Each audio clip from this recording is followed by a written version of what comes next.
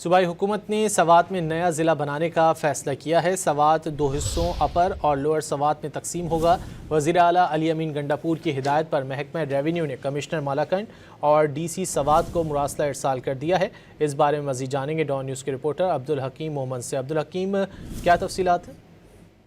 یہ جی بالکل، revenue department Khyber Pakhtunkhwa نے ایک مراسلہ جاری کیا ہے ملاکنڈ کے کمشنر اور ڈی سی سوات کو، اور ان سے 3 روز کے اندر رپورٹ طلب کی ہے کہ وزیر اعلیٰ خیبر پختونخوا علی امین گنڈاپور نے سوات کو 2 حصوں میں تقسیم کرنے کا فیصلہ کیا ہے، تو اس حوالے سے وہ 3 دن کے اندر اندر رپورٹ جمع کرائے ریونیو کے حوالے سے کہ اپر سوات اور لوور سوات یہ 2 نئے ضلع بنائے جائیں گے۔ تاہم اس حوالے سے اب آج جو مراسلہ جاری کیا گیا ہے، اگلے 3 دنوں میں ان کی رپورٹ جمع ہوگی اور رپورٹ کے بعد پھر فیصلہ ہوگا اسی طرح۔ جی بہت شکریہ عبدالحکیم ان تفصیلات کے لیے۔